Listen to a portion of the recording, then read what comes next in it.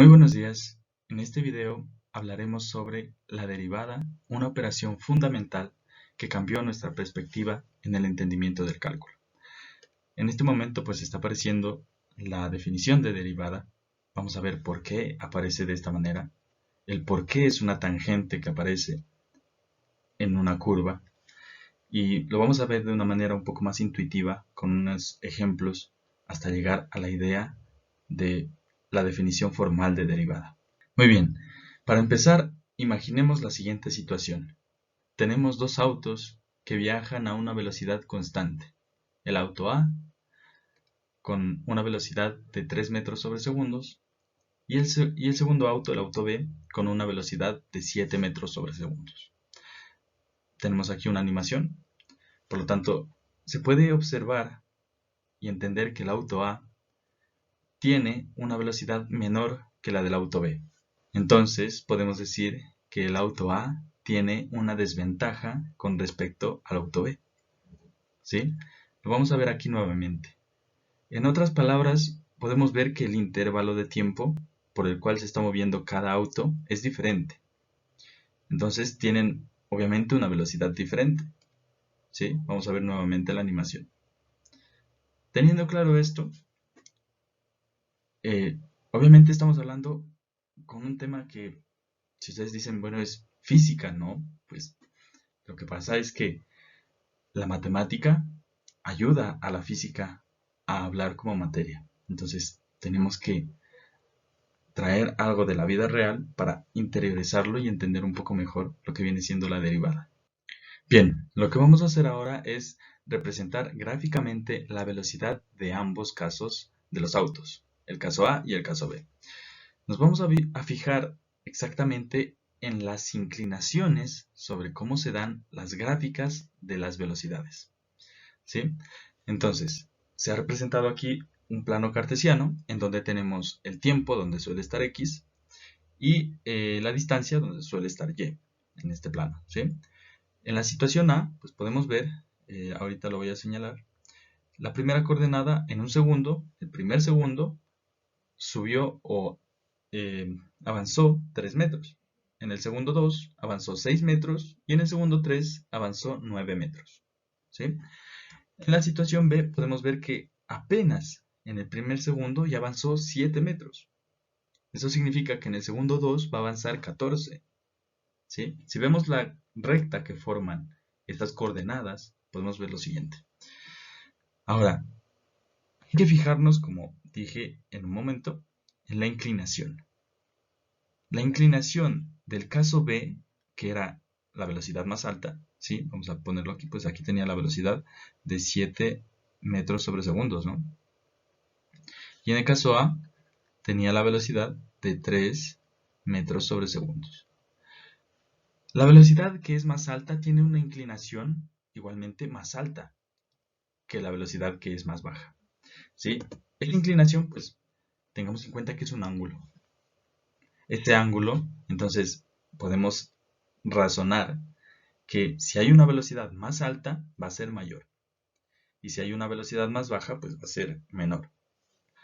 Ahora, si ustedes ya han estudiado este tema de la ecuación de la recta, recordarán que hay un dato muy importante que viene a ser la pendiente. Y la pendiente pues se relaciona con el ángulo de una recta. ¿De acuerdo? Ahora, veámoslo. En el caso A, ¿sí? Y lo voy a señalar. Listo. Vamos a analizar este triángulo de aquí. Cuando nosotros hablamos sobre la pendiente pues es simplemente una resta de incrementos. ¿Sí? Aquí tendríamos pues el incremento de 6 y 3 y el incremento de 2 y 1. Cada uno de estos incrementos pues está dado en X y en Y, ¿de acuerdo? O en este caso pues sería en S y D, si lo vemos así con el plano cartesiano, ¿de acuerdo? Pensando pues que esta parte de acá es X también y esto de acá es Y, simplemente estamos cambiando la notación. Tenemos aquí el incremento de X y acá tenemos un incremento de Y. Es decir, que estamos restando. El incremento de Y vendría a ser restar 6 menos 3 y el incremento de X 2 menos 1. Fijémonos en lo que estamos restando. Estamos restando y2 menos y1. Y acá estamos restando x2 con x1. Estamos restando o obteniendo este pedacito de acá, ¿va? Que pues también lo estamos representando en el triángulo rectángulo que acabé de dibujar. Ahora, tenemos la pendiente aquí ya escrita con los incrementos. Ahora, el incremento, si ustedes lo han visto en física, se puede representar como la velocidad. ¿Por qué? Porque esta parte de aquí del incremento de y es directamente una distancia. Y aquí estaríamos pues con el tiempo, teniendo en cuenta pues esta parte de acá, ¿no? Que hablábamos sobre la notación del plano cartesiano. Ahora, esa velocidad es constante, ¿sí? En este caso, cuando estamos hablando de MRU, pasa esa situación, ¿sí? Es entonces también cuando aparece la idea, también cuando se estudia estos movimientos, que hay una velocidad promedio y una velocidad instantánea, ¿sí? Tengamos en cuenta también esos dos conceptos porque la velocidad promedio se puede obtener simplemente haciendo esta idea de la pendiente. Pero la velocidad instantánea es saber cuál fue la velocidad de un objeto en un instante preciso o en un momento exacto, ¿sí? Entonces, eso lo vamos a ver más adelante o lo vamos a interiorizar con la derivada. Ahora, ¿qué pasa si el vehículo se mueve cambiando su velocidad durante su trayectoria? Es decir, que la velocidad ya no es constante. Podemos observar en este momento que el vehículo se mueve despacio, luego rápido, luego despacio nuevamente y luego rápido otra vez. Significa que la velocidad ya no fue constante. Es decir, que ya no tendremos una línea recta en la gráfica, sino que va a ser diferente, va a ser una curva directamente, ¿no? Lo vamos a ver ahora. Muy bien, entonces ahora, ¿cómo obtenemos la velocidad de esa trayectoria si sabemos que se movió ya no de manera constante? Es decir, que ahora tenemos una curva como esta, ¿sí? Estamos tomando un tramo de lo que fue el movimiento de ese vehículo, ¿sí? Cuando aumentó su velocidad, luego pues la disminuyó, ¿sí? Tenemos ese tramo que es algo aproximado, un boceto. Por lo tanto, lo que está pasando, pues tenemos en cuenta que podemos hacer una recta también, ¿no? Entre esos dos puntos.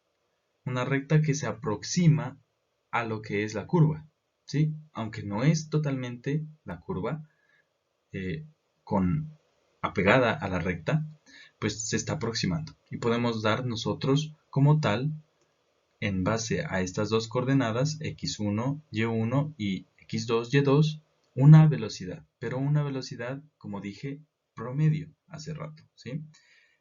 Este incremento que yo pues estoy dibujando en este momento, que es el de x, luego acá tenemos el de y, para formar este triángulo rectángulo, pues nos estaría dando la velocidad promedio. Ahora, ¿qué pasa si yo quiero obtener la velocidad en un punto exacto? Por ejemplo, en este punto de acá. ¿Qué pasa si quiero la velocidad solamente en ese punto? O directamente en el punto inicial, por ejemplo, en x1 y 1. Lo que yo tengo que hacer entonces es hacer que este punto se mueva, que tienda, que se mueva por la trayectoria y que tienda hasta acá. Y disminuir los valores de los incrementos de y y de x. Esa idea de disminuir nos va a llevar al límite. El límite de esta idea de la pendiente. Ese límite cuando ese punto tienda hacia acá. Cuando cada vez vaya dando incrementos menores. Esa es la idea de la derivada. Y lo vamos a ver ahora ya de una manera más formal. Muy bien, entonces, ahora si lo vemos de manera formal, la definición de la derivada, vamos a tener esto. Voy a ir explicando cada uno de los puntos que aparecen aquí como coordenadas, porque si se lo ve como tal así, suele ser un poco difícil de entender. Muy bien, tenemos aquí una función, ¿sí? Una trayectoria, pensemos como hace rato con los vehículos, ¿sí? Una trayectoria, una curva, que le voy a poner nombre, ¿no? Va a ser f de x. Listo.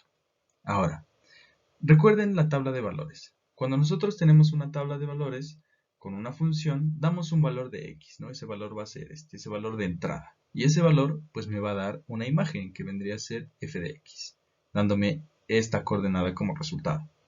¿Sí? Ahora, si yo quiero otro punto más en el cual tener la referencia, esta otra coordenada, pues voy a aumentarle a esta x un valor más, que en los libros o en casi siempre se ocupa la letra h, ¿no? No tiene que ser necesariamente h, pero casi siempre se ocupa así, entonces es incluso hasta más fácil de recordar. Por lo tanto, x más h viene a ser ahora el valor de entrada y el valor de salida o la imagen viene a ser f de x más h. ¿Sí? Ahí tendríamos esta coordenada de acá. Muy bien, vamos a trazar entonces ahí la recta y veríamos que pues obviamente se está formando otra vez el triángulo rectángulo, ¿no? Y tendríamos nuevamente los incrementos, estos incrementos de x y los incrementos de y. Eso va a ser directamente pues la pendiente, ¿no? Ya lo habíamos visto. El incremento de y dividido para el incremento de x. Si yo reemplazo eso con los valores que tengo acá, recordemos, pues lo puedo poner aquí y2 y acá y1. Esto vendría a ser x2 y acá x1. Tenemos entonces en la pendiente. Vendría a ser, primero, y2 sería f de x más h. ¿Sí? Luego restamos y1, que vendría a ser f de x nada más. ¿Sí? Luego, esto dividido para x2, que es x más h, menos x1, que es solamente x. Operando lo que tenemos ahí, pues tengo f de x más h menos f de x sobre h, porque se eliminaría la x, ¿no es cierto?, con la otra x positiva. Y ya tengo ahí esta pendiente. Ahora, recordemos lo que dije hace rato, ¿no? Que yo quiero que este punto tienda al otro punto de acá. O sea, que yo lo vaya acercando. Que lo vaya acercando, pero que no sea cero. ¿Por qué? Porque si yo hago que h sea 0, tengan en cuenta, si hago que h sea 0 aquí, directamente lo que estoy haciendo es una operación que no puede existir, ¿sí? Que no es válida. Por lo tanto, voy aumentando por acá y quiero que tienda a 0, pero que no sea 0. Eso va a ser el límite. El límite, ¿sí? El límite que acabamos de hablar en este momento, el límite, cuando h tiende a 0, ¿de qué? De la pendiente, ¿sí? De la pendiente. Bueno, si le colocamos, obviamente estamos hablando de f de x, va a ser el límite de cuando h tiende a 0 de la función x es igual a la pendiente, porque estamos cambiando los incrementos, ¿sí? Entonces yo ya puedo escribir aquí que es f de x más h menos f de x sobre h. Y hemos llegado pues a la conclusión de la definición formal de la derivada, obviamente desde un límite. Ahora vamos a practicar esto con un par de ejercicios. Imaginemos que nosotros tenemos pues aquí un plano cartesiano, ¿sí? Tenemos x y vamos a ocupar la función de x cuadrado, ¿sí? F de x igual x cuadrado. Ahora, lo que queremos hacer pues es encontrar la derivada para esta función. Ahora, f de x sabemos que es x cuadrado. Es decir, que aquí donde tengo f de x voy a reemplazar x cuadrado y donde tengo x más h, pues toda esta parte de acá adentro vendría a ser x. Por lo tanto, me quedaría x más h elevado al cuadrado, teniendo en cuenta que todo lo que está dentro de ese paréntesis es x. ¿Sí? Es como hacer una función compuesta. Muy bien. Si continuamos, me quedaría de la siguiente manera. De y sobre dx, estoy encontrando la derivada de la función x, es igual al límite cuando h tiende a 0 y reemplazamos aquí lo que veníamos diciendo. Tenemos x más h elevado al cuadrado menos x al cuadrado sobre h. Operamos lo que tenemos en la parte de arriba del numerador y obtengo que el límite cuando h tiende a 0, pues me queda arriba desarrollar x cuadrado más 2x por h más h al cuadrado menos x al cuadrado. Muy bien. Si sigo operando, pues me doy cuenta de que además de que puedo eliminar términos semejantes, puedo obtener un factor común, ¿sí? Entonces, elimino estos dos términos de x cuadrado y además voy a obtener el factor común de h. Por lo tanto, obtengo 2x más h. Y h se eliminaría con la parte de abajo. Finalmente, obtengo pues la derivada con respecto a x de la función que me daría ya aplicando el límite, pues bueno, lo vamos a escribir otra vez, sería h cuando tiende a 0, solamente de 2x más h, y si yo aplico el límite, pues obtengo 2x más 0, ¿sí? Evaluando el límite, ¿no? Simplemente entonces tengo 2x.